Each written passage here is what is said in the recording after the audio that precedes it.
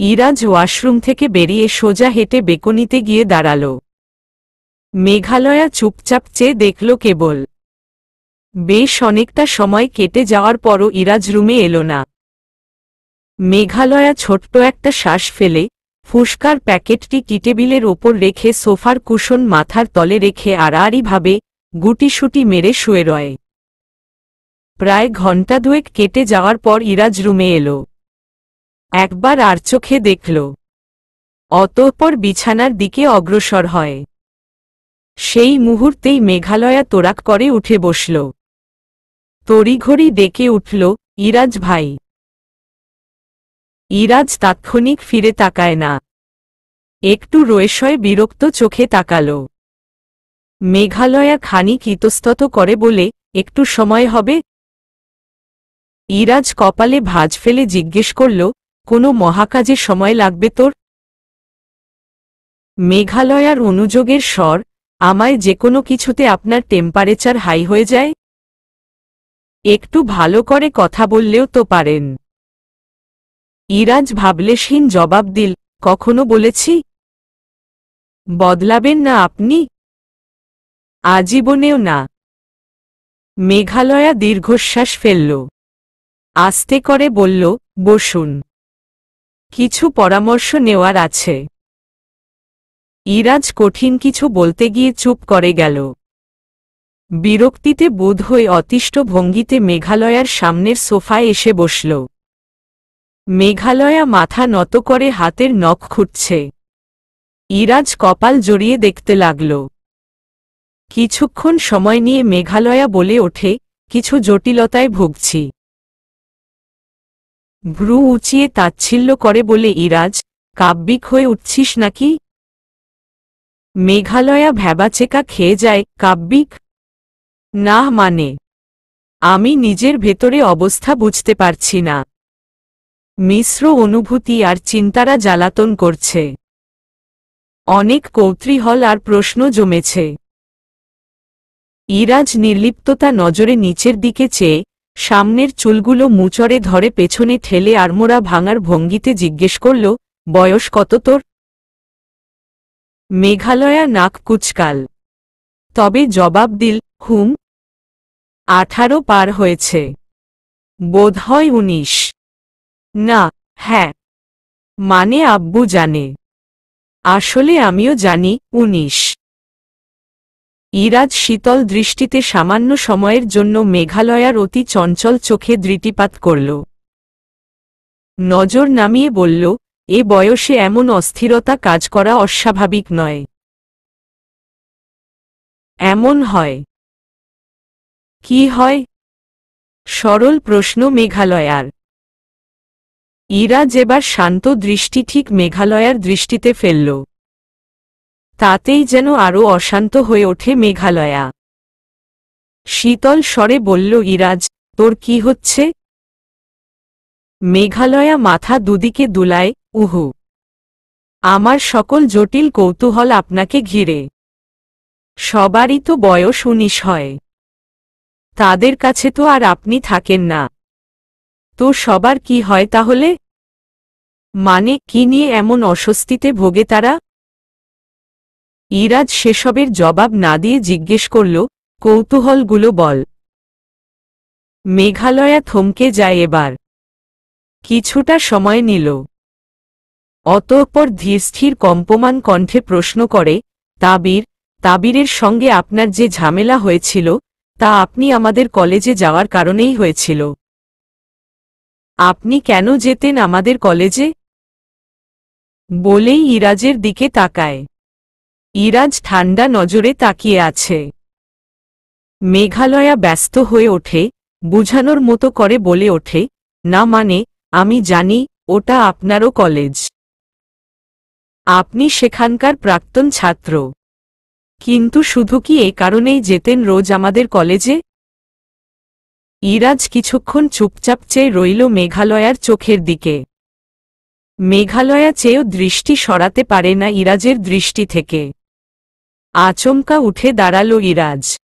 অদ্ভুত স্বরে বলল, দামি জিনিস চোখে চোখে রাখতে হয়, জানিস তো। ওই কলেজে আমার এক মূল্যবান সম্পদ ছিল, তাতে নজর রাখতে যেতাম। এখন ঘুমা। মেঘালয়া ভ্রু কুঞ্চিত করে তাকালো ইরাজের দিকে। কি বুঝল কে জানে, কিঞ্চিত হাসির ফুটে উঠল যেন ঠোঁটের কোণে। ইরাজ হাঁটতে অগ্রসর হলে পেছনে থেকে চঞ্চল কণ্ঠে বলল, আমার প্রশ্ন শেষ হয়নি। ইরাজের কণ্ঠস্বর যেন গম্ভীর শোনায় এবার, আমার উত্তর শেষ। আচ্ছা, আর প্রশ্ন করছি না, বসুন এবার। ইরাজ কপাল জড়িয়ে পেছনে ফিরে তাকাল। তোর সঙ্গে এই প্যানপ্যানানি প্যাচাল পারব রাতভর? উহু। মনক্ষুণ্ণ হয়ে ধীরে জবাব দেয় মেঘালয়া। মাথাটা নত করে বসে রইল। চমকে উঠল সেকেন্ড কয়েক পর, ইরাজ ধপ করে বসে পড়ে আবার সোফাটির ওপর। তবে মেঘালয়া তাকিয়ে দেখল না। ইরাজ ধমকে ওঠে, ন্যাকামি চরম অপছন্দের আমার। কেন বসতে বললি? মেঘালয়া কণ্ঠ কেঁপে ওঠে, এ বাড়িতে এমনিতেও তো স্থায়ী নই আমি, তাই না? খুব বেশি সময় জায়গা হবে না এখানে আমার। আরও কিছু বলবে, তার পূর্বেই ইরাজ রসিকতা করে বলে ওঠে, এত মোটা হয়ে যাবি তুই? আমার বাপের এত বড় বাড়িতে আটবে না তোর শরীর? মেঘালয়া ধাক্কা খেল, এমন এক সময় এরকম একটা কথা শুনে। হা হয়ে গেল মুখটা। ভেতরে নিঃশব্দে প্রশ্ন করে ওঠে, কথাটা বুঝতেই কেন জানি অদ্ভুত ভঙ্গিতে মুচকি হেসে ওঠে। মাথাটা নামিয়ে নিল হাসি মুখে। ইরাজ কেমন করে যেন চেয়ে রয় মেঘালয়ার বাঁকা চাঁদের ন্যায় হাস্যোজ্জ্বল ঠোঁটের দিকে। চোখ সরল না, ঠোঁটের দুকোনো বেঁকে আছে মেঘালয়ার।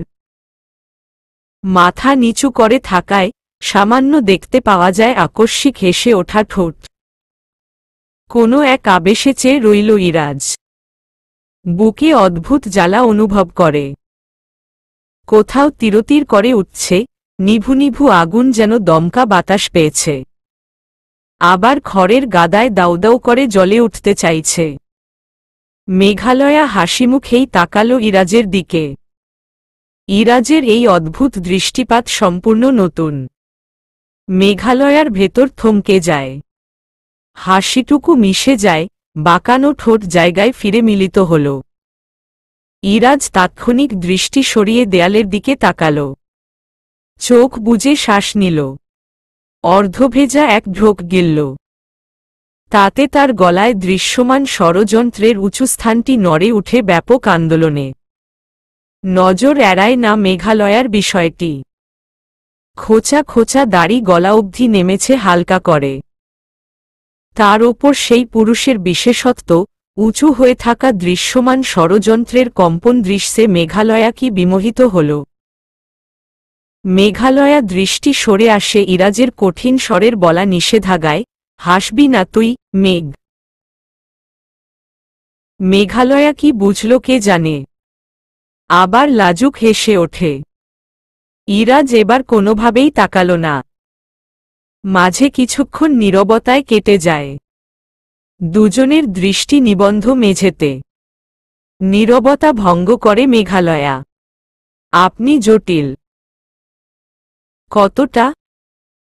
না পড়া বইয়ের মতো। তাতে কি? পড়ে দেখতে ইচ্ছুক আমি। শুরু করেছি পড়তে। সামান্য চমকেই যেন তাকাল ইরাজ। হাসল সামান্য। মেঘালয়া আবার থেমে যায়। দ্রুত চোখ নামিয়ে নেয়। সাহস হয় না ওই পোড়া ঠোঁটের রহস্য হাসিতে দৃষ্টি ধরে রাখার। ইরাজ হাসিটা গিলে নিয়ে পায়ের ওপর পা তুলে মেঘালয়াকে যেন তুচ্ছজ্ঞান করে বসল। ভাব নিয়ে বলল, জটিল কেন আমি? মেঘালয়া সে প্রশ্নের উত্তর দেয় না, বরঞ্চ নিজে প্রশ্ন করল। তখন ফুসকা খেতে চেয়েছিলাম, যে খিস্তি ঝাড়লেন, পরে আবার তা কিনে এনেছেন কেন? ইরাজ চুপচাপ নিচের দিকে চেয়ে রয়। খানিক সময় পর মুখ তুলে দুষ্টু হাসল। সেই বদহাসি ঠোঁটে রেখেই জবাব দেয়, মানুষের হৌতমুতের কথা বলা যায় না।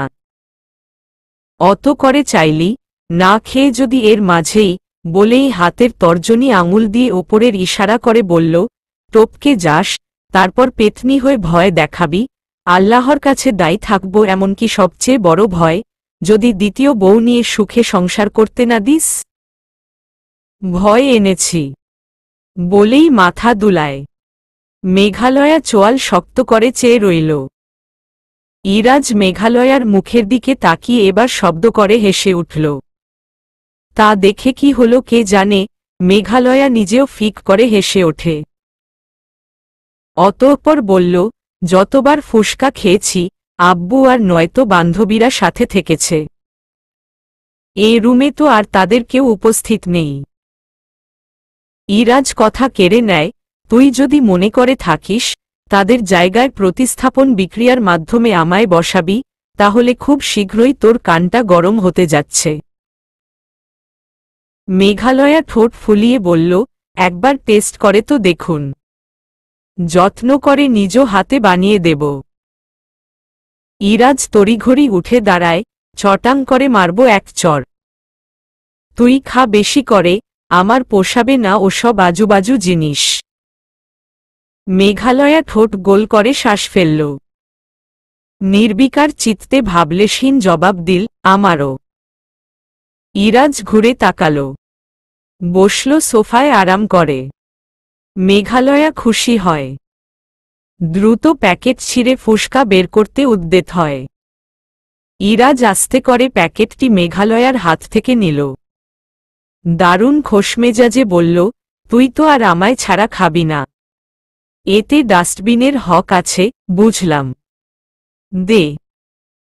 বলেই প্যাকেট নিয়ে হাঁটা ধরে।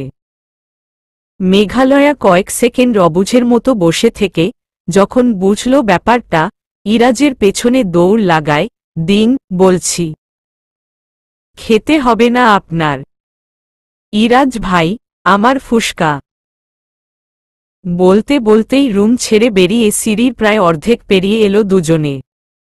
পেছনে থেকে মেঘালয়া তাড়া করতে করতে ডেকে ওঠে, ইরাজ ভাই, আমার ফুসকা। ইরাজও ওই একই সুরে বলল, হ বইন, তোর ফুসকা। তা খুব শীঘ্রই ডাস্টবিনে যাবে। নিচে নেমে আসে দুজনে ধরাধরি করতে করতে। এক পর্যায়ে ইরাজ নির্লিপ্ততা আর মেঘালয়া থমকে দাঁড়িয়ে যায়। সম্মুখে থমথমে মুখে দাঁড়িয়ে আছেন আন্তারা খানম। ইরাজ ফুসকার প্যাকেটটি মেঘালয়ার হাতে ধরিয়ে দেয় আস্তে করে। ভাবলেশহীন হেলেদুলে হেঁটে ডাইনিং টেবিলে গিয়ে বসল। মেঘালয়া মূর্তির মতো দাঁড়িয়ে রইল কেবল। রাত প্রায় 2টোর কাছাকাছি। ইরাজ ডাইনিং টেবিলের চেয়ারে বসে রইল নির্বিকার চিত্তে। আন্তারা খানম থমথমে চেহারা, অপ্রসন্ন নজরে পরখ করে দেখলেন মেঘালয়ার আপাদমস্তক।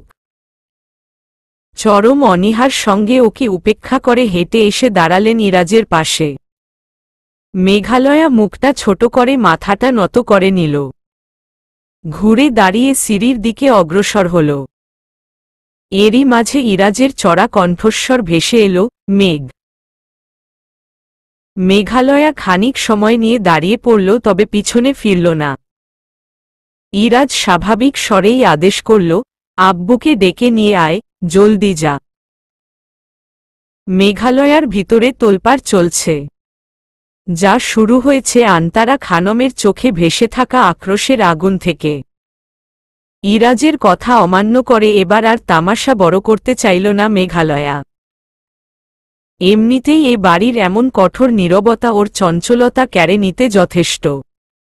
হাতে থাকা ফুসকার প্যাকেটটি পাশে রেখে ইমতিয়াজ সাহেবের রুমের দিকে অগ্রসর হল। আন্তারা খানম বসলেন ছেলের মুখোমুখি। খানিক বাদে ভরাট গম্ভীর গলায় বললেন, রাজ, তুই কি মেনে নিয়েছিস পরপুরুষের সঙ্গে ভেগে যাওয়া ওই মেয়েটিকে? ইরাজ চেপে চোখ দুটো বন্ধ করে নেয়। ভারী এক ঢোক গিলে চোখ খুলে তাকাল। শান্ত স্বরে বলল, আমার চেয়ে সম্মানের পরোয়া তুমি বেশি করো, মমো। মমো ডাকটা ইরাজ ছোটবেলা থেকেই খেপে গেলে বা অসন্তুষ্ট হলে ডাকে। আর ইমতিয়াজ সাহেবকে ড্যাড ডাকে যতক্ষণ মনটা ভালো থাকে। তা আন্তারা খানম বেশ জানেন। ইরাজের আম্মা ডাকে মধু মিশ্রিত থাকলেও মমো ডাকে আন্তারা খানম কেবলই ছেলের সঙ্গে নিজের দূরত্বের বহিঃপ্রকাশ দেখতে পান। আচমকা তাকালেন তিনি ছেলের দিকে। চোখে চোখ পড়ে যায়। ইরাজ অদ্ভুত ভঙ্গিতে চেয়ে আছে তারই দৃষ্টি বরাবর। আন্তারা খানম কিছু বলার আগেই ইরাজ বলল, কদিন আগে বিয়ে করে বউ ঘরে তুললাম, তারপর কোমরে লাথি দিয়ে সেই বউ বিদায় করব। লোকে কারণ জানতে চাইলে বলবো, বউ লোকের সাথে ভেগে গিয়েছিল। তা অবশ্য জানতাম আগে, তবে খারাপ লাগাটা বিয়ের পর কাজ করেছে, তাই বউ বাড়ির বাইরে। ঠিক আছে না, মমো? আন্তারা খানম চাপাস্বরে অভিযোগ করে, তোরা বাপ ছেলে জানলেও আমি জানতাম না। আর জানলে? কথা শেষ করতে না দিয়ে ইরাজ বলে উঠল, এজন্যই জানানো হয়নি তোমায়। রাত 2টো পার হয়ে যাচ্ছে। খাবার দেবে অথবা আমি রুমে যাব। আন্তারা খানম ছেলের গম্ভীর মুখের দিকে চেয়ে রইলেন। বুঝতে চেষ্টা করলেন ছেলের ভেতরে প্যাচ লেগে থাকা জটিলতাকে। বরাবরের মতোই ব্যর্থ তিনি। ইমতিয়াজ সাহেব এসে বসলেন চেয়ারে। যে কারণে মাছেলের আলাপে সমাপ্তি ঘটে। তাকে দেখেই আন্তারা খানমের মুখ শক্ত হয়ে ওঠে। তিনি মুখ ফিরিয়ে নিয়ে কাজের ব্যস্ততা দেখালেন। মেঘালয়া পেছনে থেকে চলে যেতে নেয়। তখনই ইরাজ ডেকে উঠল, এদিকে আয়। মেঘালয়া নিচু স্বরেই জবাব দিল, ক্ষুধা নেই তেমন। আর তাছাড়া। ইরাজ মেঘালয়ার দিকে চোখ ঘুরিয়ে তাকালে মেঘালয়া কথার মাঝেই চুপ হয়ে গেল। ইরাজ ঘাড় ঘুরিয়ে নিচের দিকে তাকিয়ে বলল, তোকে এদিকে আসতে বলেছি। তুই ক্ষুধার ফিরিস্তি শোনাচ্ছিস কোনো সুখে? সে সময় ইমতিয়াজ সাহেব ধমকে উঠলেন, মেঘা, ক্ষুধা নেই এটা কেমন কথা? আর ক্ষুধা না থাকলেও খেয়ে ঘুমাবে। এদিকে এসো। মেঘালয়া অগত্যা এসে দাঁড়াল সেখানে। আর তখনই আন্তারা খানম এক অদ্ভুত কাজ করে বসলেন। মেঘালয়া এসে দাঁড়াতেই তিনি সকলকে উপেক্ষা করে হনহন করে নিজের রুমের দিকে চলে গেলেন। ইমতিয়াজ সাহেব কেবল এক দীর্ঘশ্বাস ফেললেন। মেঘালয়া মাথাটা নত করে দাঁড়িয়ে রইল। ইরাজ আচমকা ক্ষুব্ধ হয়ে ওঠে। মুখচোখ শক্ত করে করে ধমকে উঠল, মাঝরাতে ইন্ডিয়ান ড্রামা সিরিয়াল দেখতে টেবিলে বসলাম নাকি? খাবার দিবি তো দে জলদি, বা লদা। মেঘালয়া দ্রুত ইরাজের দিকে চোখ ঘুরিয়ে দেখল। চোখে মুখে এক অবর্ণনীয় ক্ষুব্ধতাকে ঠেসে বসে রয়েছে ইরাজ। খাবারের ঢাকনা উঠিয়ে দেখল, দুরকমের তরকারি। সেটা ইরাজের প্লেটে উঠিয়ে দেওয়ার সময় আগে বড় চিংড়ি মাছের তরকারিটাই উঠিয়ে দিল। ইরাজ খাওয়া থামিয়ে দেয়। মেঘালয়া একটু থমকে উঠল। না জানি আবার কি কথা শোনাবে। ইমতিয়াজ সাহেব দ্রুত বলে উঠলেন, রাজের অ্যালার্জি আছে পাগলি। চিংড়ির গন্ধও সহ্য করতে পারবে না। তিনি একটু ভয় পেলেন। এমনিতেই ছেলের মন মেজাজ ভালো নয়, তা তার অজানা নয়। এখন আবার মেঘালয়াকে উল্টোপাল্টা কিছু বলে না বসে।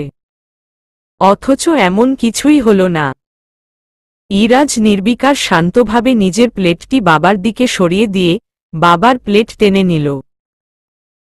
ইমতিয়াজ সাহেব মেঘালয়াকে ইশারা করলেন অন্য পাত্রে থাকা মুরগির মাংস ইরাজকে উঠিয়ে দিতে। আন্তারা খানম রুমে এসে ধপ করে বসে পড়লেন বিছানার ওপর। চোখ দিয়ে নোনাজল গড়িয়ে পড়ে। বুকটা আজ কেন জানি জ্বলছে ভীষণ। বুকে হাত রেখে কিছু সময় চোখ বন্ধ করে অনুভব করলেন বুকের জ্বলন। একসময় আবিষ্কৃত হয় তার এই জ্বলন, ইরাজকে হারিয়ে ফেলার ভীতি থেকে জন্মেছে। ইরাজের আগে ও পরে বহুবার গর্ভপাত হওয়ায় ইরাজ ভাইবোনহীন একা আজ। ওই ইরাজ যে কতটা দামে কেনা কলিজার একমাত্র রত্ন তা কেবল আন্তারাই জানেন। এজন্যই তো ছোটবেলা থেকে ইরাজকে কোনোদিন কোন কাজে বাধা প্রদান করেননি। যা যখন যেভাবে চেয়েছে ইরাজ কেবল তা হাজির করা হয়েছে ওর সম্মুখে। আজ হঠাৎই সেই ইরাজকে হারানোর আশঙ্কা জেগেছে মায়ের মনে। ইরাজ কোথায় হারিয়ে যাবে? বউয়ের মায় মন সায় দেয় আন্তারার, একদম তাই। ইরাজ মেঘালয়াকে এ কদিনে আন্তারার চেয়ে বেশি গুরুত্ব দিতে শুরু করেছে। বউয়ের জন্য মায়ের সাথে নীরবে লড়ছে। মেঘালয়াকে যেন আজ তার চেয়ে অধিক প্রাধান্য দিয়েছে ইরাজ। আন্তারা খানম হঠাৎই এক ভাবনায় আবারও থমকে উঠলেন, বুকটা ভার হল। তিনি যখন চলে এলেন ডাইনিং রুম থেকে, তখনও ইরাজ তাকে থামায়নি। গভীর এক ক্ষত অনুভূত হল বুকের ভেতরটায়। প্রায় প্রিয় পুত্র রত্নকে হারানোর এক নীরব আর্তনাদ বুকটা ছিদ্র করে চাইল যেন। রুমে এসে রোজকার মতোই সিগারেটের প্যাকেট হাতে নিয়ে বেকনিতে চলে যায় ইরাজ। মেঘালয়া বুকে পাথর চেপে আছে।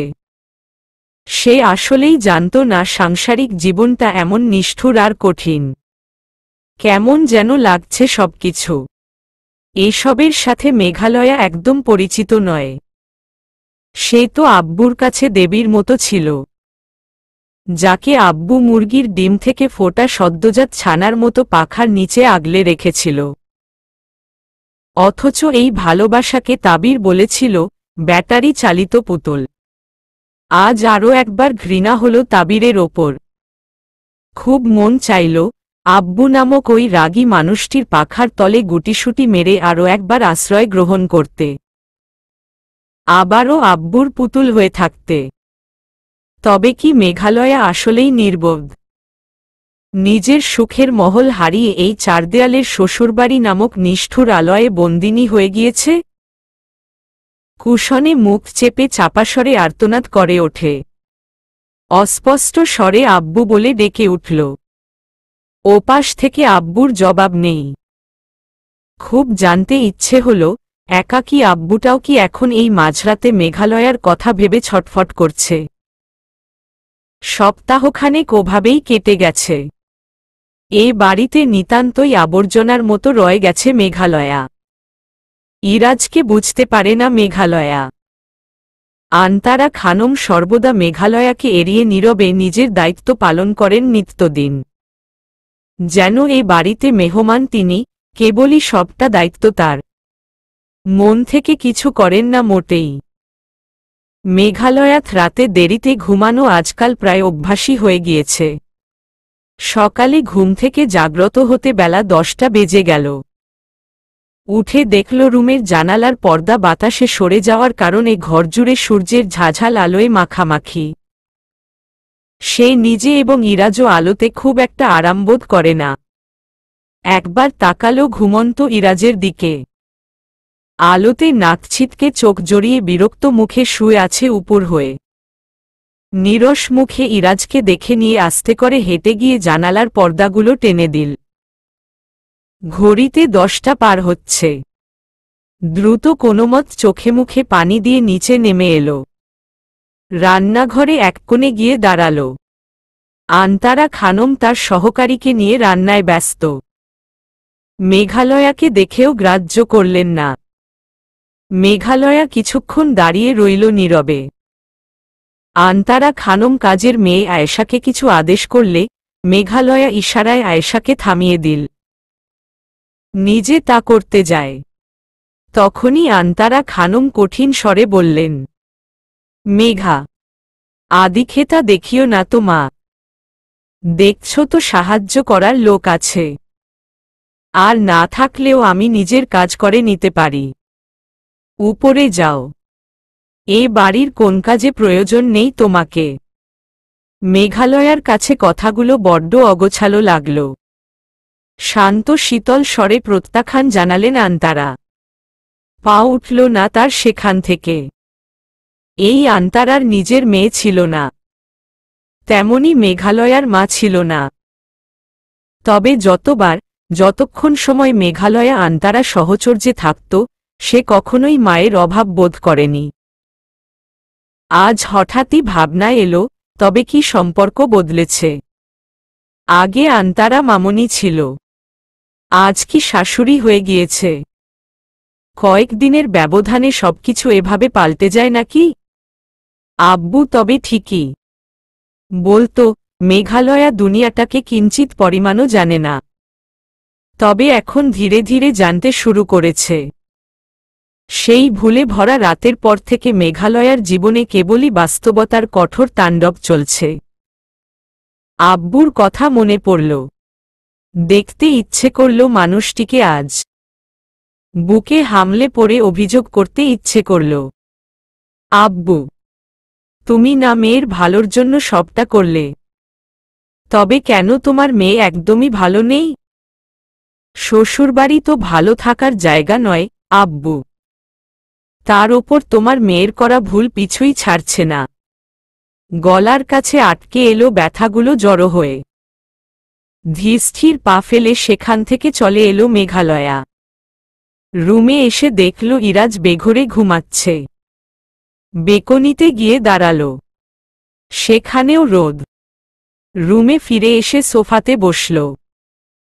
আজকাল মেঘালয়ার বারবার একই কথা মনে হয়, সেই আহ্লাদী মেঘালয়া খুব অল্প সময়ের ব্যবধানে অনেক বেশি বড় হয়ে গিয়েছে। বুক ফুলিয়ে বড় করে এক শ্বাস নেয় সে। যন্ত্রণাগুলো ভেতরে কবর দেওয়ার চেষ্টা করে। হঠাৎই উঠে ইমতিয়াজ সাহেবের রুমের দিকে গেল, তবে ব্যর্থ হল। তিনি নেই, অর্থাৎ আজ হয়তো জরুরি কাজ পড়ায় জলদি বেরিয়ে গেছেন। আবারও রুমে ফিরে এসে বসে পড়ল সোফায়। অনেকটা সময় কেটে গেল। আন্তারা খানম মোটেই ডাকতে এলেন না সকালের খাবারের জন্য। মেঘালয়ারও ক্ষুধা মরে যায়। সে নিস্তব্ধতার চাদরে নিজেকে ঢেকে বসে রইল নির্বিকার বহুক্ষণ। বেশ অনেকটা সময় কেটে যাওয়ার পর সম্বিত ফিরল। আচমকা উঠে ওয়ার্ড্রোব থেকে নিজের নিত্য পরিহিত কাপড় নিয়ে গোসলে ঢুকল। খুব শীঘ্রই জোহরের আজান হবে। সে সময় ঘুম ভাঙে ইরাজের। উঠে বসে ঘড়ির দিকে তাকিয়ে নিজের ওপরই বিরক্ত হয় সে। মুখে চাহের মতো শব্দ করে বসা থেকে দাঁড়াল। নিজের টাওয়াল খুঁজল, পেল না। মেজাজ আরও চটে যায় এবার।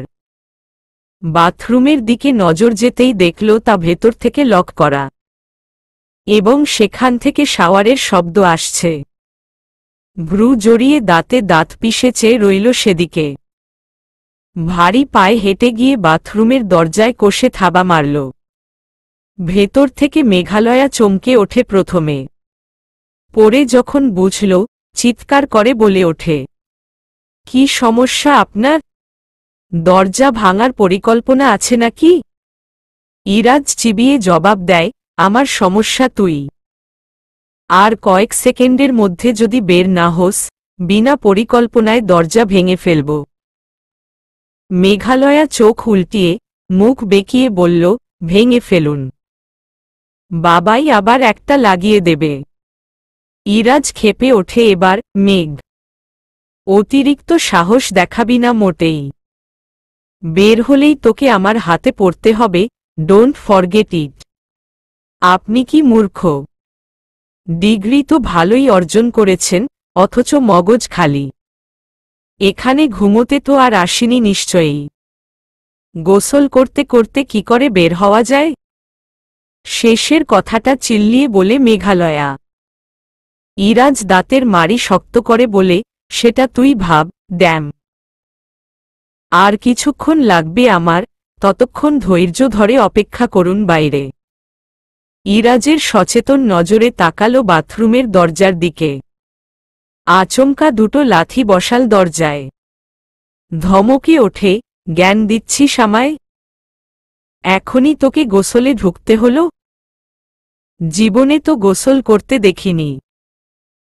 আমার বাড়িতে এসে তোর গোসলের শখ হয়েছে, তাও আবার যখন আমি ঢুকব তখন? এমন একটা কথার কি জবাব দেবে মেঘালয়া? চুপ রইল। ইরাজ রুমের মধ্যে পায়চারি করতে শুরু করে। বিড়বিড় করে বলল, বা লেরও বিয়ে না করে একটা গরুর খামার দিলেও পারতাম। গরুর দুধ বিক্রি করে বড়লোক হওয়া যেত। এসব মেয়েলোক ঘরে এনে এক্সট্রা ঝামেলা পোহানোর প্ল্যান কোনো শালার মাথায় এসেছিল? দুপুর প্রায় 2টোর কাছাকাছি। ইরাজ গোসল শেষে রুমে এসে আয়নার সম্মুখে দাঁড়াল। গলায় টাওয়াল ঝুলছে, অর্ধভেজা চুল, মুখটা মাত্রাতিরিক্ত ভারী লাগছে দেখতে। মেঘালয়া সবে তৈরি হয়ে এসে দাঁড়িয়েছে পেছনে। তা দেখে ইরাজ জিজ্ঞেস করল, কোনো বাণিজ্যে বের হবি তুই? এটা কোনো প্রশ্নের ধরন হল? মেঘালয়া এর চেয়ে বেশি কিছু অবশ্য আশাও করে না ওই ঘাড় ত্যাড়ার কাছে। অসন্তুষ্ট নজরে চেয়ে বলল, আব্বুর কাছে যাব। ইরাজ বলল, তো? আপনি সঙ্গে করে নিয়ে যাবেন। আর এর বিপরীতে কোনো উল্টোপাল্টা কথা নয়। ইরাজ এ পর্যায়ে কিছু বলল না। মাথায় কয়েকবার টাওয়াল চালিয়ে টাওয়ালটা ছুঁড়ে মারল কোনো একদিকে। এমন একটা দৃশ্য দেখে রাগ উঠল মেঘালয়ার। কিছুক্ষণ আগে ইরাজের অবুঝের মতো আচরণে এমনিতেই চটে আছে মেঘালয়া। এখন আবার এমন একটা কাজ। প্রায় চিৎকার করেই বলল, আপনি গণ্ডমূর্খের চেয়ে অতি মূর্খ। টাওয়ালটা কোথায় ফেললেন, আর পড়লি বা কোথায়? সারাদিন রুমে থাকি আমি, রুমটাকে গুছিয়ে রাখি আমি। তা লণ্ডভণ্ড করেন আপনি, রুমের দাবিও করেন আপনি। যুক্তির বড়ই অভাব আপনার কর্মকাণ্ডে। ইরাজ ঘুরে তাকায়। ভাবলেশহীনভাবে আবার সামনের দিকে ফিরে তাকিয়ে নির্লিপ্তভাবে বলল, এক্সাক্টলি। রুমটা তো আমার, অথচ থাকিস তুই। এর ভাড়া তো আর তোর বাপে দেয় না। ভাড়ার বদলে রুমটা গুছিয়ে রাখিস। এ নিয়ে প্যানপ্যান করলে কানটা এক চড়ে গরম করে দেব। বলেই বিছানার ওপর থেকে ব্লেজারটা তুলে মেঘালয়ার ওপর ছুঁড়ে দিয়ে বলল, এটা আয়রন কর। মেঘালয়া সেটা হাতে ধরে বলল, পারব না। আমি আপনার বেতনভুক্ত কর্মচারী না। আর আপনার এই মরুভূমি মার্কা বাড়িতে ভাড়া দিয়ে থাকার মতো বোকা আমি নই। আজই যাচ্ছি আমার বাপের বাড়ি। শেষের কথাটিতে ইরাজ উপহাস করে হেসে ওঠে। বলল, তা যা। আমার রুম খালি হোক, হাওয়া বাতাস আসুক। তবে এ কদিন যে থেকেছিস বিনা পয়সায়, তার বদলে আমার ব্লেজার আয়রন করে রেখে আস্তে করে চলে যা। মেঘালয়া কপাল জড়িয়ে ফেলল। ব্লেজার হাতে নিয়ে ইরাজের কাছে গিয়ে দাঁড়িয়ে বলল, যাচ্ছেন কোথায়? জবাবদিহি করতে পারব না। আমিও। ইরাজ ভ্রু কুঁচকে বলল, আমিও কি? আয়রন করতে পারব না। সময় খুব কম।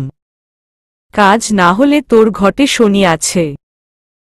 মেঘালয়া বলে উঠল, শনি থাক অথবা রবি, আমি যাব আপনার সঙ্গে। ইরাজ ঘুরে তাকাল। মেঘালয়াকে দেখল পরখ করে। অতঃপর খানিকটা পেছনে সরে গিয়ে দাঁড়িয়ে দুপাশে দুহাত ছড়িয়ে দিয়ে বলল, আমি তোর থেকে যথেষ্ট দূরে। তোকে ধরে রেখেছি বলে তো মনে হয় না। মেঘালয়া গম্ভীর স্বরে বলল, আপনি সঙ্গে করে নিয়ে যাবেন। নয়তো কোথাও একা বের হব, যা নয় তা কথা শুনতে হবে।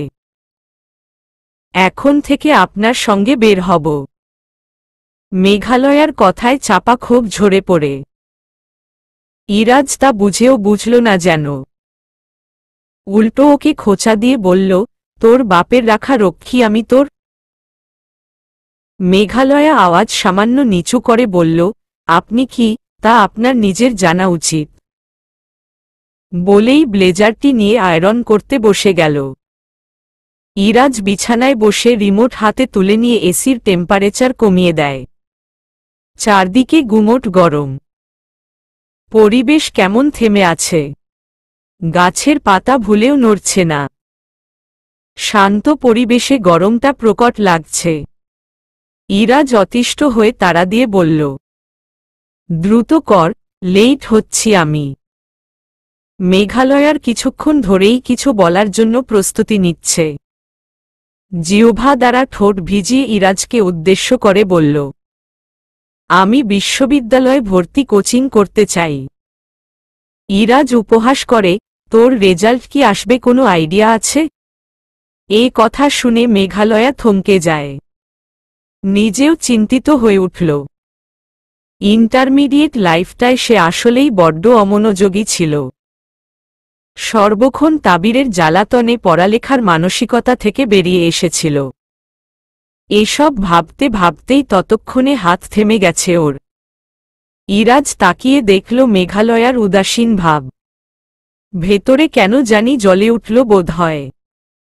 ক্ষিপ্র গতিতে দ্রুত পায়ে উঠে এসে তোড়াক করে ওর হাত থেকে আয়রন কেড়ে নিল। থাপ্পড় মারার ভঙ্গিতে হাত এগিয়ে নিয়ে যায়। মেঘালয়া চমকে উঠে ঘাড় কাত করল। ইরাজ কিছু একটা বলে বকে উঠল অস্পষ্ট স্বরে। ব্লেজারটা যদিও পুড়ে যায়নি, তবে তা ছুঁড়ে মারল মেঝেতে। তা আর গায়ে চোরাল না।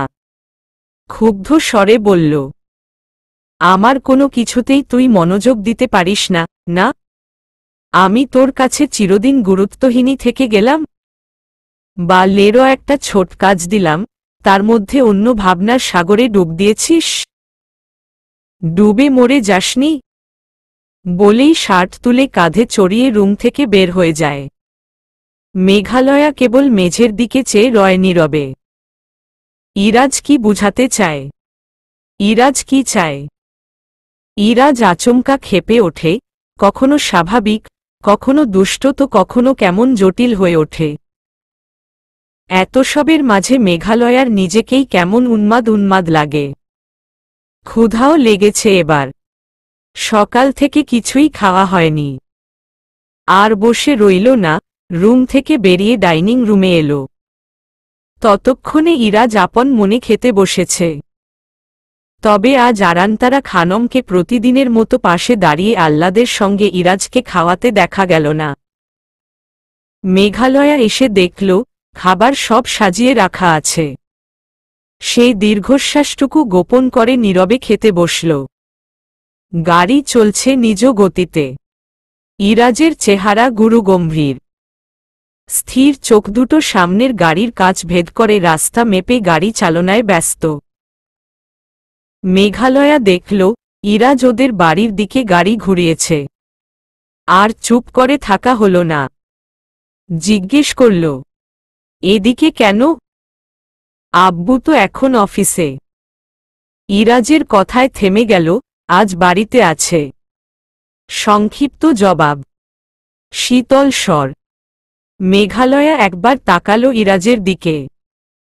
দেখে মনে হচ্ছে যেন এই মুহূর্তের সকল মগ্নতা ড্রাইভিংয়ে। অথচ মেঘালয়ার অন্য কিছু মনে হয়। যেন ইরাজ কোনো এক অজানা উদাসীনতায় বোধ হয়ে আছে। মেঘালয়াদের বাড়ির সম্মুখে এসে গাড়ি থামল। মেঘালয়া নিঃশব্দে নেমে দাঁড়াল। তবে ভেতরে যেতে অগ্রসর হল না, আর না ইরাজ গাড়ি স্টার্ট করল। সামান্য কিছু সময় দুজনেই নীরবতায় কাটিয়ে তা ভঙ্গ করতে চায় মেঘালয়া। ঠোঁট দিয়ে অপর ঠোঁট চেপে ধরল। কিছু বলার জন্য হা করেও আবার থেমে যায়। ইরাজ অদ্ভুত আওয়াজে জিজ্ঞেস করে ওঠে, একা ফিরতে পারবি? মেঘালয়া পূর্ণদৃষ্টি মেলে তাকালো ইরাজের দিকে। ইরাজও ঠিক ওই মুহূর্তে ওর দিকে তাকাতেই চোখাচোখি হয়ে যায় অপরিকল্পিতভাবে দুজনের। মেঘালয়া দ্রুত চোখের নজর নত করল। আস্তে ধীরে দুদিকে ঘাড় নাড়ল। ইরাজ আচমকা শান্ত পরিবেশকে অশান্ত করে ধমকে ওঠে, একা বাড়ি ছেড়ে পালাতে পারিস, তবে একা ফিরতে পারিস না। ন্যাকামি। মেঘালয়া অতিষ্ঠ ভঙ্গিমায় জিজ্ঞেস করে ওঠে, এ কথা আর কতদিন শোনাবেন? দৃঢ় কণ্ঠে জবাব এলো, আজীবন। মেঘালয়া সচকিত হয়। খুব জিজ্ঞেস করতে ইচ্ছে হলো এ মুহূর্তে, তাহলে কি আজীবন সঙ্গে রাখবেন? অন্তত এ কথা শোনানোর জন্য হলেও। মুখে বলতে পারল না। চুপ করে দাঁড়িয়ে রইল দুপুরের তেজি সূর্যের তির্যক তাপময় আলোর নিচে। ঘেমে উঠছে শরীর, তবে দাঁড়িয়ে থাকতে হবে যেন। ইরাজ আদেশ করল, যা ভেতরে যা। বলেই আবার কিছু মনে করার ভঙ্গিতে বলল, আর তোর পাঠ্যবইগুলো সঙ্গে নিবি। মেঘালয়ার মস্তিষ্কে কথাটা পৌঁছাতেই একটু চমকাল, সঙ্গে সঙ্গে আবার মনটা খুশিতে নেচে উঠল যেন।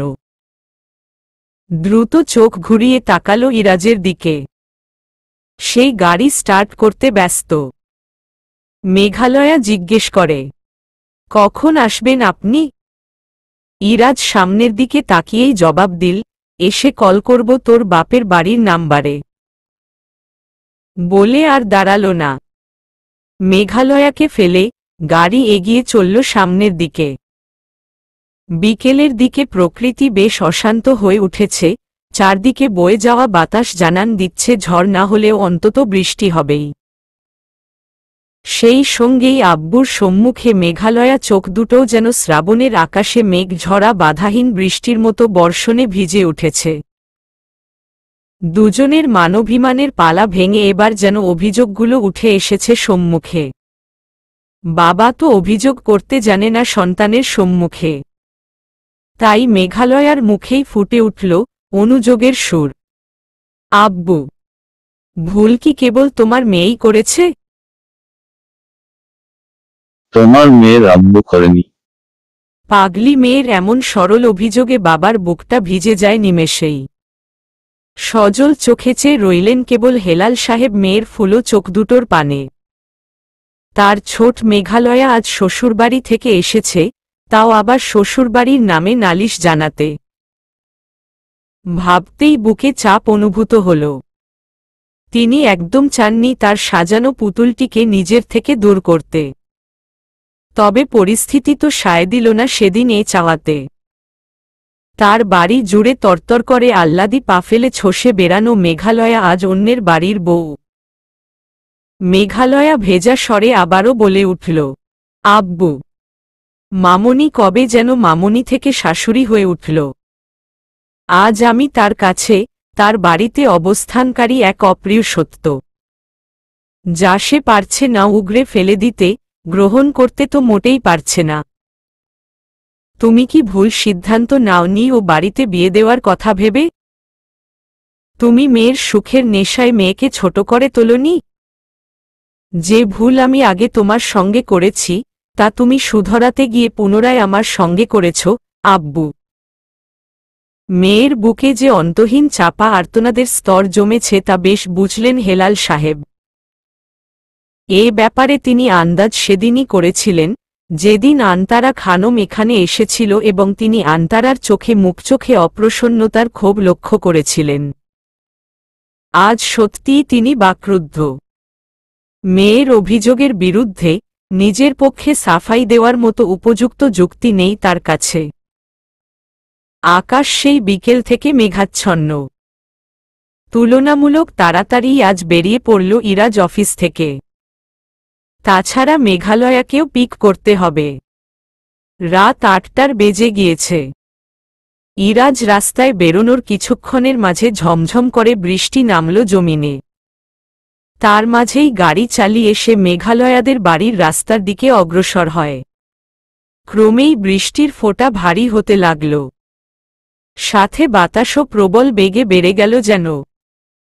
প্রায় এক তাণ্ডবপূর্ণ ঝড়ের রূপ নিল আকাশে ভেসে বেড়ানো মেঘের রাশিগুলো। এই দুর্যোগের মাঝে গাড়ি চালাতে চালাতে মেঘের এই প্রলঙ্কর রূপের কথা মাথায় আসতেই মেঘালয়ার মুখটা স্মৃতিতে ভেসে উঠল এক পলকের জন্য। ইরাজ একটু বিভ্রান্ত হয়ে ওঠে যেন। মেঘালয়া তার জীবনে অমাবস্যার রাতে এক খণ্ড মেঘ। তাই তো ইরাজ সর্বদাই মেঘালয়াকে মেঘ বলেই সম্বোধন করে। সকলে যেখানে ছোট করে মেঘালয়া বলে থাকে। বুকের ভেতরে সূক্ষ্ম ছিদ্রক ব্যথারা নেচে উঠল যেন। মেঘ এই এমনই তাণ্ডব চালিয়েছে তার জীবনে মেঘালয়া। ইরাজ নামক শান্ত প্রকৃতিকে অশান্ত, অস্থির, বিক্ষিপ্ত করে তুলেছে বারবার। জানায় অজানায় বারবার আঘাত করেছে। এসব ভাবতে ভাবতে এসে পৌঁছাল মেঘালয়াদের বাড়ির সম্মুখে। বিদ্যুৎহীন অন্ধকারচ্ছন্ন এলাকা। মাঝে মধ্যে মেঘে মেঘে ঘর্ষণে বিদ্যুতের ঝলকানি আকাশকে বিদীর্ণ করে পৃথিবীকে ক্ষণিকের জন্য আলোকিত করে তুলছে। এরই মাঝে একবার চোখ তুলে তাকালো মেঘালয়াদের সাদা বিল্ডিংটির দিকে। তৎক্ষণাৎ চোখ ফিরিয়ে নিল। বুকের তীরে ব্যথাগুলো সায় দিল না মেঘালয়াকে কল করতে। বাড়ির গেট ভেতর থেকে আটকানো। এই ঝড়ের মাঝে ডাকলে লাভ হবে না। গাড়ি ছেড়ে বাইরে বের হয়ে দাঁড়ালো ইরাজ। মুহূর্তেই বৃষ্টির ঝাপটা ভিজিয়ে দেয় ইরাজকে। গাড়ি থেকে একটু সরে গিয়ে গাড়ির সম্মুখে গিয়ে ফাঁকা রাস্তার মাঝখানে হাত ছড়িয়ে দাঁড়াল। ওই কালো মেঘের ঘনঘটা থেকে ঝরে পড়া বাড়িধারা ইরাজের সর্বাঙ্গ ভিজিয়ে ইরাজকে ছুঁয়ে ধুয়ে গড়িয়ে পড়ে জমিনে। ইরাজ চোখ দুটো আবেশে বুজে নিল। ওর ব্যথাময় মেঘে বৃষ্টি হয়ে ওর শরীরে ঝরে পড়ে। আশপাশে খেয়াল করে দেখল মেঘের বর্ষণ শুধু ওকেই নয় বরং আশপাশের সকল বস্তুকেও ভিজিয়ে তুলেছে। বিষাদের হাসি ফুটে ওঠে ইরাজের ঠোঁটে। মেঘের বর্ষণে শুধু ইরাজই নয়, আশেপাশের বস্তুদ্বয়ও সিক্ত হয়। ইরাজ তো সামান্য। সেই তুলনায় ইরাজ ব্যতীত অন্যকেই বেশি ভেজায় ওই নিষ্ঠুর, নির্বোধ, বোকা মেঘ। হাঁটু ভেঙে বসে পড়ল রাস্তার ওপর। ভাবল, মেঘের এই বোকামির জন্য হলেও সে আজও মেঘকে কাছে পেয়েও আপন করে নেয়নি। তার মেঘের চেয়েও বুকে বেড়ে ওঠা যন্ত্রণাগুলোকে সে বরাবরই বেশি প্রাধান্য দিয়ে আসছে। মেঘালয়া সেই সন্ধ্যা থেকে তৈরি হয়ে বসে আছে। এই বুঝি আসবে ইরাজ, একটু দেরি হলে খিটখিটে মেজাজের মানুষটা ক্ষেপে উঠবে নিশ্চয়ই। তাই সে তৈরি হয়ে বসে রইল ক্ষেপা মানুষটির অপেক্ষায়। তারপরই আকাশ বিদীর্ণ করে বৃষ্টি নেমেছে মুষলধারে। সঙ্গে দমকা বাতাসের ঝাপটাও আছে। রাত ৯টা বেজে যাওয়ার পরও যখন ইরাজের কোনো খোঁজ নেই মেঘালয়ার মনটা অজ্ঞাত কারণেই কেমন চিন্তিত হয়ে উঠল যেন। আব্বুর মোবাইল দিয়ে ইরাজের কন্ট্যাক্ট নম্বরে ট্রাই করল একাধিকবার। তবে ওপাশ থেকে কোনো প্রতিক্রিয়া নেই ইরাজের। ক্রমেই চিন্তা বাড়তে থাকে মেঘালয়ার, সঙ্গে রাতও। অপেক্ষা করতে করতে মেঘালয়ার একসময় অভিমান জাগল। গাল ফুলিয়ে আব্বুর কোলে মাথা রাখে। সেই পুরনো দিনের মতো আজও হেলাল সাহেব মাথায় হাত বুলিয়ে দিলেন। এতদিন পর এই আদরমাখা ভালোবাসার স্পর্শে মেঘালয়া সব ভুলে যায়। আজ আর চিন্তা ভাবনার মাঝেও রাত জাগা গেল না। ঘুমিয়ে পড়ল ওভাবেই। সকাল ৯টার দিকে ঘুম ভাঙল মেঘালয়ার। ঘুম ভেঙে দেখল আব্বু ওকে বিছানায় ঘুমোতে দিয়ে নিজে রকিং চেয়ারে হেলান দিয়ে ঘুমিয়েছে। আজও বেলা হয়ে গেছে ঘুম থেকে জাগ্রত হতে। মেঘালয়ার রাতের ঘটনা মনে পড়ে যায়। আবারও মনটা গুমোট হয়ে উঠল। তবে সিদ্ধান্ত নিল আবারও একবার কল দেবে। আব্বুর ফোন থেকে ইরাজের কাছে কল করে। প্রথম দুবার বাজল তবে ওপাশ থেকে রিসিভ হল না। তৃতীয়বার কল যেতেই লাইন কেটে দিল ওপাশ থেকে। মেঘালয়া অবাক হয়। কাল তো শেষবার যখন দেখা হয়েছিল এমন প্রায় ঠিকই ছিল সবটা। ফোনটা হাত থেকে নামিয়ে রেখে এক দীর্ঘশ্বাস টেনে নিল। কিছুক্ষণ ওভাবে বসে থেকে ঘুমন্ত আব্বুর মুখের দিকে তাকাল।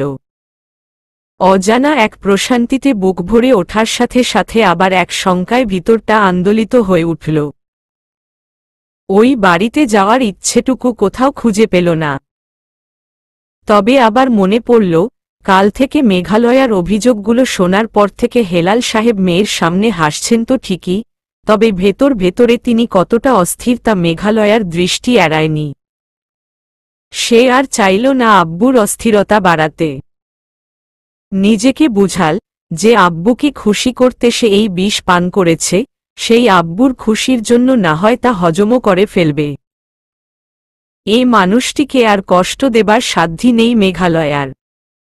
মুখের অভিব্যক্তি পরিবর্তন করে নিজের স্বভাবসুলভ চঞ্চলতায় ফিরতে সচেষ্ট হল। সে কাল উত্তেজনায় যা বলেছে, যে ভাবনায় ফেলেছে আব্বুকে, তা আজকের হাসিমুখের ঝলকে মিটিয়ে দিয়ে বিদায় নিতে চায়। আবারও তৈরি হয়ে নিল। আব্বুকে ডাকল। হেলাল সাহেব চোখ মেলে দেখলেন মেয়ে প্রায় তৈরি। হন্তদন্ত উঠে বসলেন। বললেন, কিরে মা, রাজ এসেছে? মেঘালয়া যেন মিথ্যেটা জিহ্বার ডগায় সাজিয়ে রেখেছিল, তা উৎফুল্লতা হিসেবে ফুটিয়ে তুলল আব্বুর সম্মুখে। উহু, তবে কল করেছিল। কাল বৃষ্টির জন্য আটকে গিয়েছিল। সকাল হতেই কল করেছে, সেই কলেই তো আমার ঘুম ভেঙেছে আব্বু। এই সাবলীল মিথ্যাচারের পেছনের বাস্তবতাটুকু গোপন হয়ে গেল বাবার কাছে। হেলাল সাহেব চাইছেন মেয়ে থাক আর কিছু সময় তার কাছে। তবে পরিস্থিতির প্রতিকূলতায় তিনিও হাসিমুখে মেয়েকে বিদায় জানাতে তৎপর। বললেন, যা খেতে বসো, আমি হাতমুখ ধুয়ে আসছি। মেঘালয়া চলে যায়। মনটা সামান্য হলেও হালকা লাগল। ওই মা হারা পাগলিটা যে তার বেঁচে থাকার অবলম্বন। ওই পাগলির একটু ভালো থাকা হেলান সাহেবের গোটা ভালো থাকার চাবিকাঠি। আসতে চাইলেও যেন আসা হয় না। আব্বুর থেকে বিদায় নিয়ে আসতে আসতে বিকেল গড়িয়ে সন্ধ্যার একটু আগে বের হল মেঘালয়া। হেলাল সাহেবের গাড়িটি কিছুদিন যাবৎ নষ্ট হয়ে থাকায় তিনি পরিচিত এক গাড়ি রিজার্ভ করে মেঘালয়াকে তুলে দিয়েছেন।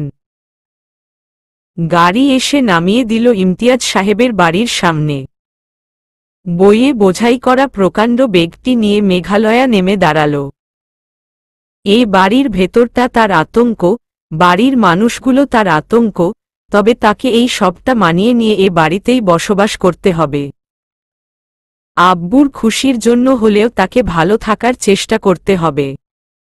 বাড়ির ভেতরে এমনিতেও সদস্য সংখ্যা কম, তবে আজ যেন আরও গম্ভীর লাগছে বাড়ির ভেতরটা। আন্তারা খানমকে নিচে পেল না মেঘালয়া। ওপরে উঠে গেল। নিজের রুমের সামনে গিয়ে দাঁড়াল। ঢুকতে একটু ইতস্তত হচ্ছে। হয়তো ইরাজের ওপর জমাইত ক্ষোভই এর কারণ। দরজা চাপিয়ে রাখা আছে। তার ঠেলে ভেতরে ঢুকেই সর্বপ্রথম নজর গেল রুমের কেন্দ্রে বিছানার দিকে। নজর ওদিকেই আটকে যায় মেঘালয়ার। ইরাজ বেহুশের মতো পড়ে আছে। মাথার সিথানে বসে তার মাথায় জলপট্রি লাগাচ্ছেন আন্তারা খানম। তার উপস্থিতি টের পেয়ে একবার তাকালেন ফিরে। মেঘালয়াকে দেখে প্রচণ্ড অনীহার সঙ্গে নজর ঘুরিয়ে নিজের কাজে মনোনিবেশ করলেন আবার। মেঘালয়া অবাক হয়। কি হয়েছে ইরাজের এই এক রাতের মাঝে? সে ব্যাগটা একপাশে রেখে দ্রুত রুমের ভেতরে প্রবেশ করল। খানিক দূরত্ব বজায় রেখে বিছানার কাছে গিয়ে দাঁড়াল। শক্তপোক্ত খ্যাপা ইরাজ কেমন মিলিয়ে গেছে। ঠোঁটের চামড়া শুকনো খড়খড়ে। তির্যক চোখ দুটো বসে গেছে, শরীরটা বিছানার সাথে মিশে আছে যেন। শরীরে লাল ছোপ ছোপ দাগ। মাথার চুল উস্কো খুস্কো। ওভাবেই চোখ দুটো অর্ধবোজা অবস্থায় টান হয়ে শুয়ে আছে ইরাজ। মেঘালয়া এসেছে, তা কি টের পেয়েছে ইরাজ? পেলেও বাকি? সে তো আর মেঘালয়ার ভুক্তভোগী নয়। এটুকু ভেবে সেখান থেকে সরে আসতে চায় মেঘালয়া। অথচ কিসের টানে যেন আটকে দাঁড়িয়ে রইল। পা উঠল না তার। রুমের নিস্তব্ধতা ভেঙে আন্তারা খানম শক্ত স্বরে বললেন, কোথায় নিয়ে গিয়েছিলে রাজকে? কোথাও বের হতে তোমারও যে কারো প্রয়োজন হয় তা জানা ছিল না। তুমি তো একাই চলে যাও বাড়ি থেকে। তবে এবার আমার ছেলেটাকে নিয়ে গিয়ে বৃষ্টিতে ভেজানোর কি দরকার ছিল? এই সকল কটূক্তি। মেঘালয়ার সয়ে যাওয়ার কথা। তবুও চেনা মানুষগুলোর অচেনা রূপে সে আজও নিত্যনতুনভাবে কষ্ট পায় এই তিরস্কারগুলোতে। আজও পেল, তবে তা লুকিয়ে গেল এবং কোনো জবাবও দিল না। সে তো কিছুই জানে না এসবের, তা নিয়েও যদি কথা শুনতে হয় সেখানে বলার থাকে না কিছু। রাজের অ্যালার্জি আছে জানো তুমি? আন্তারার ধমকে কিঞ্চিত কেঁপে উঠল মেঘালয়া। আন্তারা আবারও বলে ওঠেন, বৃষ্টি রাজের সহ্য হয় না জানতে না তুমি? কি করে ভিজল রাতভর বৃষ্টিতে? বায়না ধরেছিলে তুমি নিশ্চয়ই। এবার তবে সেবা করো। আরও কিছু বলতে চেয়েও চুপ করে গেলেন যেন। সবটা গিলে ফেলে রুম থেকে বেরিয়ে যান তিনি। মেঘালয়া যেন কিছু লক্ষ্য করল, আন্তারার চোখ চিকচিক করছিল, কণ্ঠস্বর কেঁপে উঠছিল। তবে কি তিনি কাঁদছিলেন? ইরাজের দিকে তাকিয়ে ক্ষোভে দুঃখে ইরাজের এই অবস্থার ওপর খুশি হওয়ার কথা থাকলেও মেঘালয়ার তেমন লাগল না। মিশ্র অনুভূতি নিয়ে চেয়ে রইল ইরাজের পাংশুটে চেহারার দিকে। তখনই ইরাজ ঘাড় ঘুরিয়ে নিচের দিকে ঝুঁকে পড়ে। মেঘালয়া নিজের অজান্তেই দ্রুত ইরাজকে ধরল। আচমকা ইরাজ গলগল করে বমি করে দেয়। তা মেঘালয়ার শরীরেও লেগেছে। মেঘালয়ার ছিটকে সরে পড়ার কথা, তবে এমন কিছুই করল না সে, বরং আরও আঁকড়ে ধরল ইরাজকে। ইরাজ নিভু নিভু চোখে তাকায় মেঘালয়ার পানে। মেঘালয়ার ব্যথিত কণ্ঠে বলে ওঠে, খুব খারাপ লাগছে আপনার? এভাবে উল্টো হয়ে থাকলে আবারও বমি হতে পারে। আপনি সোজা হয়ে শুয়ে পড়ুন তো। নিন। অপর হাতে বালিশটা ঠিকঠাক করে ইরাজকে ধরে শুইয়ে দিল। ইরাজ শরীর কেঁপে উঠল অদ্ভুতভাবে। অস্পষ্ট স্বরে কিছু বলতে চায় ইরাজ। মেঘালয়া ইরাজের হাত চেপে ধরল। মুখটা মুছিয়ে দিল সযত্নে। আচমকা খেয়াল করল ইরাজের হাত বেশ ঠান্ডা। সে দ্রুত আশপাশে তাকায়। পাশেই টিটেবিলের ওপর সরিষার তেলের কৌটা। বুঝল, তার অনুপস্থিতিতেও এমন হয়েছিল, তেল মালিশ করা হয়েছিল। সে খানিকটা তেল হাতে মেখে ইরাজের হাত এবং পায়ে অনবরত নাড়তে থাকল। দ্রুত উঠে গিয়ে আলমারি থেকে পাতলা একটি কম্বল বের করে এনে ইরাজের গায়ে দিল। মেঘালয়ার এই ছুটাছুটি ইরাজ নিমজ্জিত চোখে নীরবে কেবল দেখে যাচ্ছে। কিছু সময় বাদে মেঘালয়ার মনে পড়ে, ইরাজ বমি করেছে। তাতে নিশ্চয়ই ঔষধও বেরিয়ে গেছে। তবে কি আবার ঔষধ খাইয়ে দেবে? ইরাজের দিকে তাকালো সে। কিছুক্ষণ আগে খুব ছটফট করলেও এখন তুলনামূলক শান্ত সে।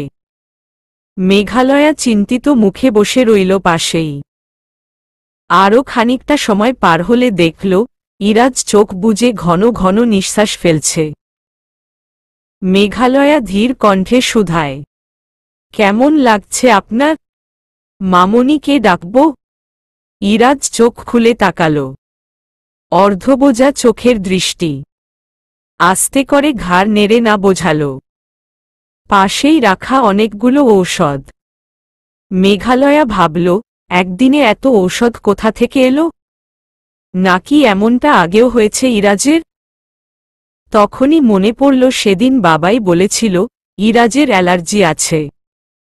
আজ মামনিও তাই বলেছে। তবে তা জেনে শুনে ইরাজ বৃষ্টিতে ভিজল কেন? অ্যালার্জি থাকলে তা থেকে অ্যাজমার সৃষ্টি হয়।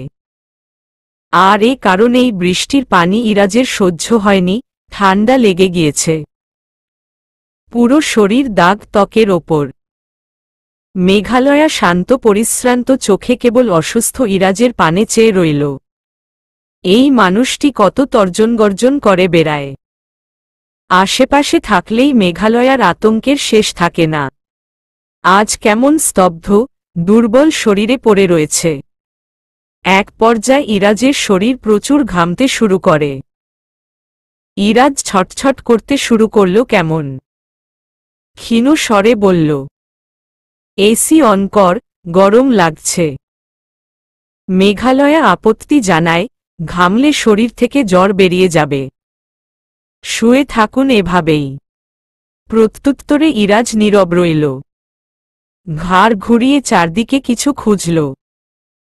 মেঘালয়া বোঝে ইরাজ কি খুঁজছে।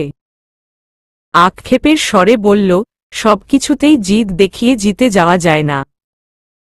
এসির ঠান্ডা হাওয়ায় অসুখ বাড়লে ভোগান্তিটা কার হবে? ইরাজ কিছুক্ষণ নীরবে ছাদের দিকে অদ্ভুত দৃষ্টিতে চেয়ে রইল।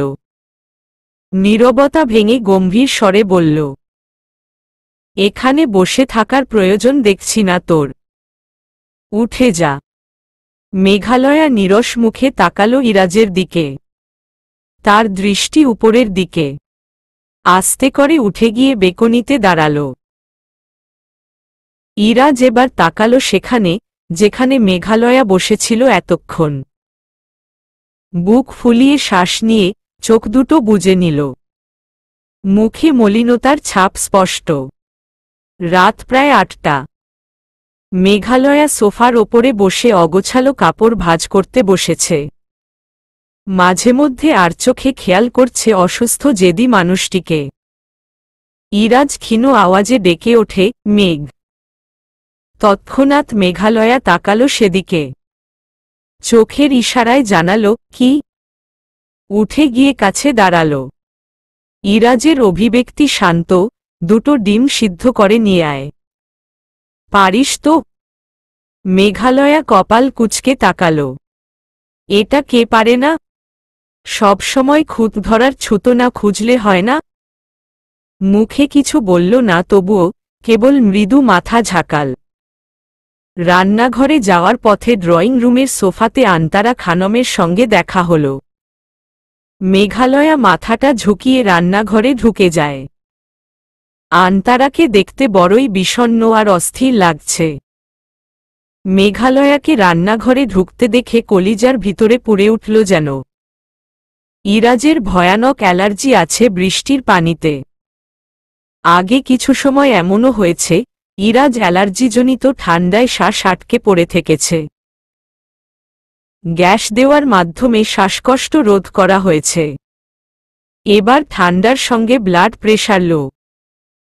এমন হলে আন্তারা খানম ছেলেকে সিদ্ধ ডিম, গরম দুধসহ আমিষ জাতীয় খাবার বানিয়ে বাচ্চা ছেলের মতো পেছনে ঘুরে ঘুরে খাওয়াতেন। ইরাজ বরাবরই দুধ খেতে চায় না। এত বড় হওয়ার পরেও দুধ নিয়ে ইরাজের পেছনে দৌড়েছেন তিনি। সেসব ভেবে চোখ ভিজে উঠল যেন। মেঘালয়া যাওয়ার পানে চেয়ে রইলেন। ছেলে কি সত্যিই পর হয়ে গেল? আজ মায়ের প্রয়োজনীয়তা কি তবে ফুরিয়েছে? দেখাশোনা করার নতুন কেউ এসেছে তার পুত্ররত্নের জীবনে। চলবে।